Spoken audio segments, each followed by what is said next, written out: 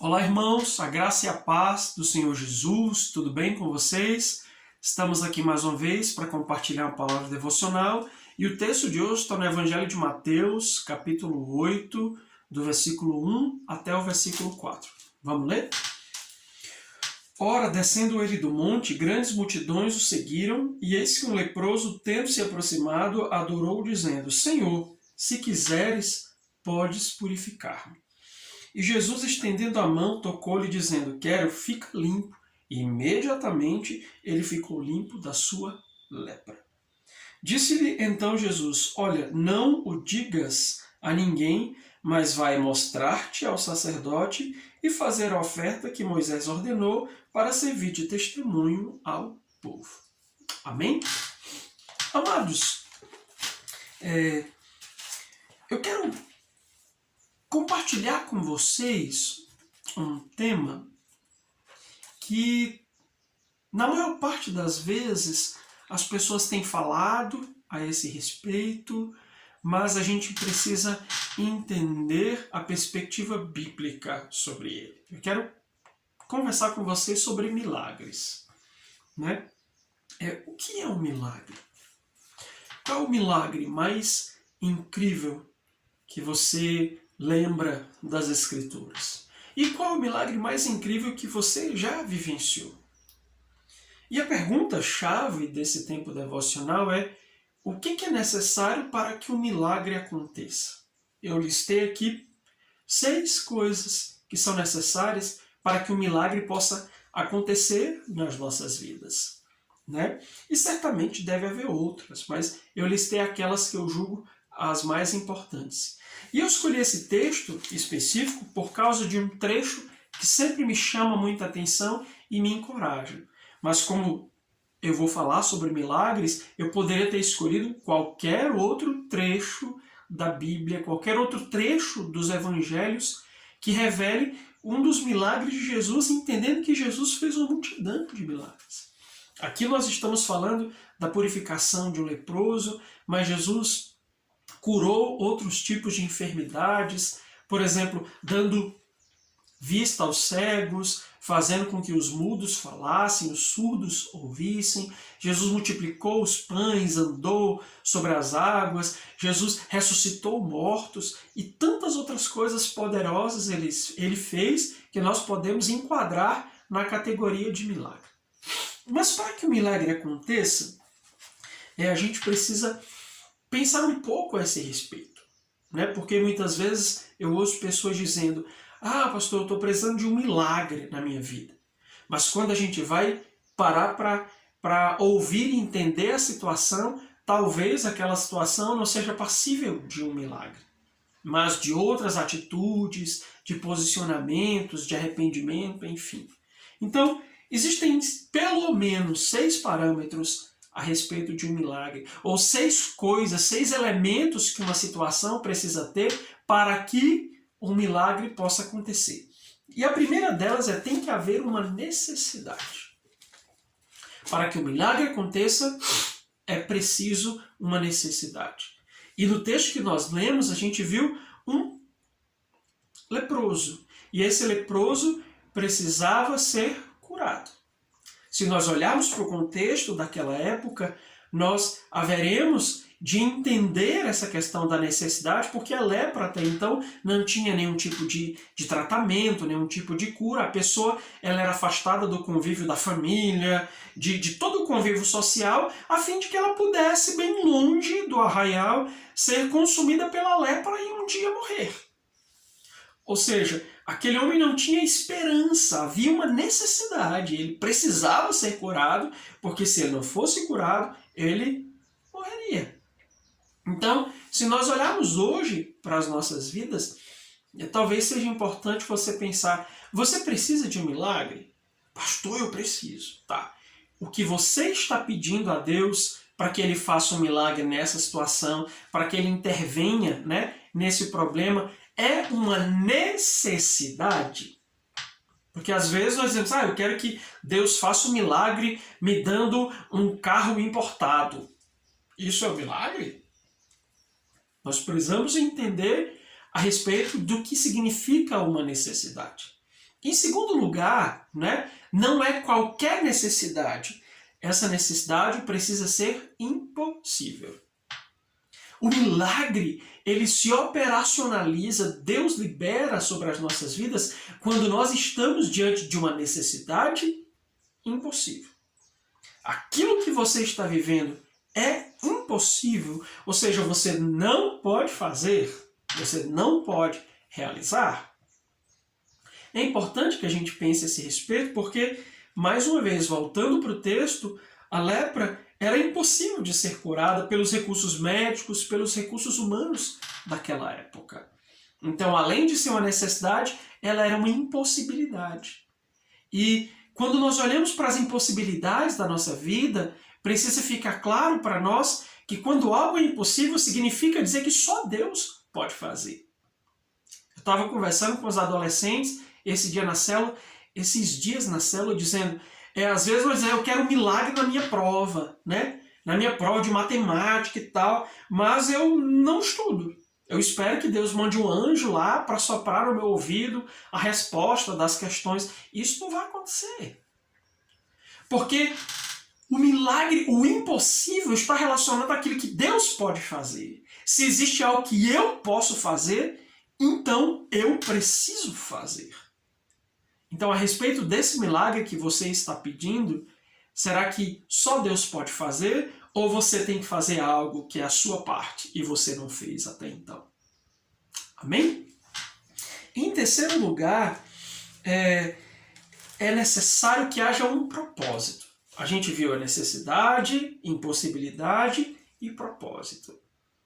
Jesus nunca fez um milagre apenas porque ele estava a fim de fazer, apenas porque ele olhou e disse, puxa, que coisa interessante, eu estou sem fazer nada, eu vou fazer uns milagres aqui. Não. Todos eles tinham um propósito, todos eles tinham um significado, todos eles tinham uma razão de ser, um objetivo muito claro. E é interessante que lá em Mateus, 3 capítulos depois, no capítulo 11, a partir do versículo 20, Jesus está falando para algumas cidades, dizendo, ai de ti, Corazim, ai de ti, Betsaida, né? Que se em Tiro e Sidom tivessem sido feitos os milagres que fizeram, eles teriam se arrependido na hora.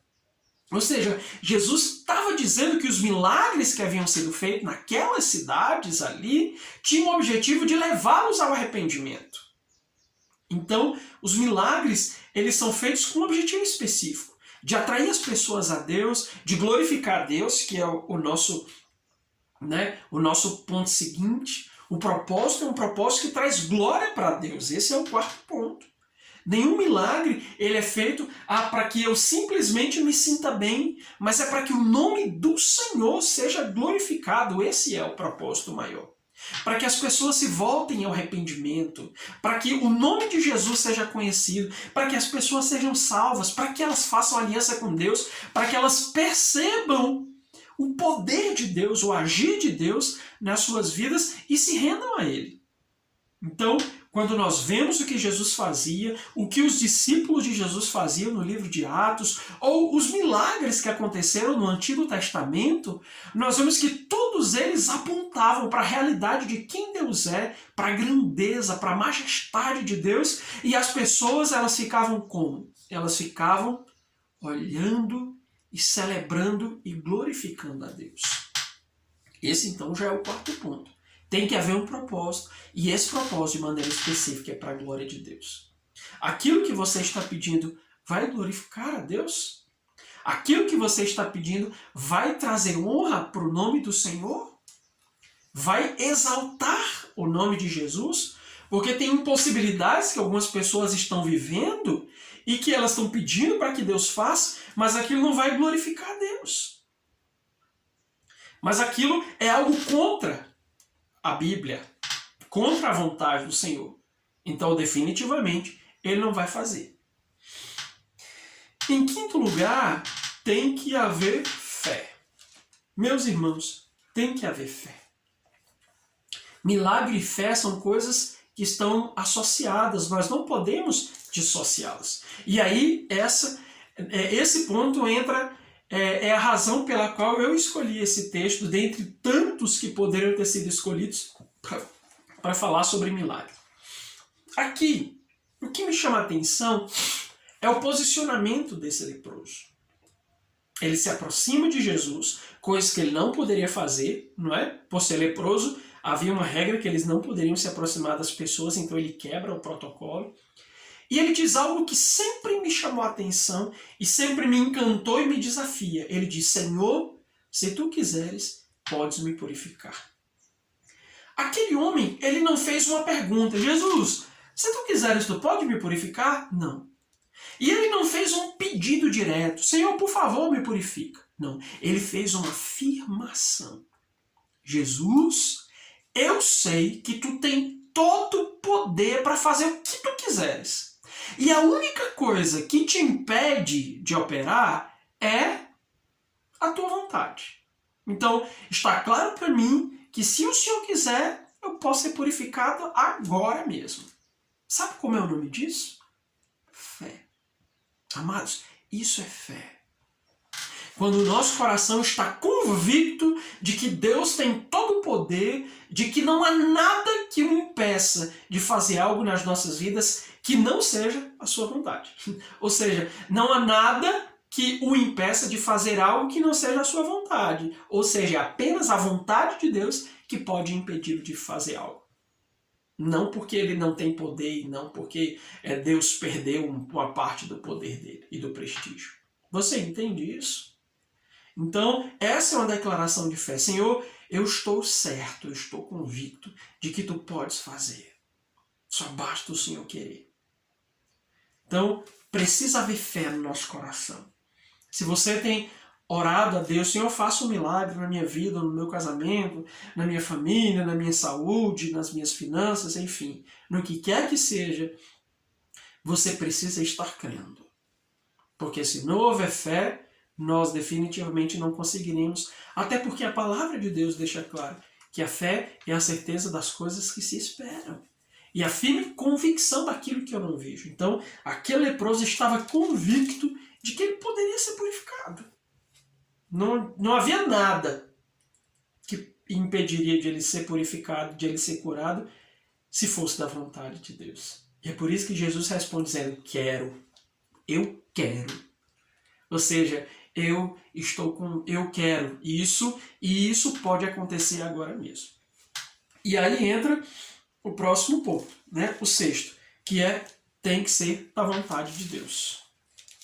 Não se pode orar pedindo algo que você sabe que é pecado, sabe que não é da vontade de Deus, e esperar que Deus responda, que Deus faça esse milagre para você. Não é? Então, precisa ser da vontade de Deus. É por isso que Jesus disse: eu quero. Eu quero que aconteça. Então, quando você ora, né, pelas suas necessidades, pelas suas impossibilidades, quando você ora por algo que você entende que tem um propósito de glória para o Senhor, quando você ora crendo, e quando você ora convicto de que é a vontade de Deus, esperando que Deus revele a sua vontade, definitivamente você pode esperar que o milagre vai chegar. Amém? Meu amado, medite na palavra do Senhor. Essa palavra que nos sustenta todos os dias, ela que nos ajuda a permanecer em Cristo, mesmo nos tempos difíceis de tribulação, quando nós estamos esperando a resposta do Senhor. Que o Senhor te abençoe, em nome de Jesus. Amém.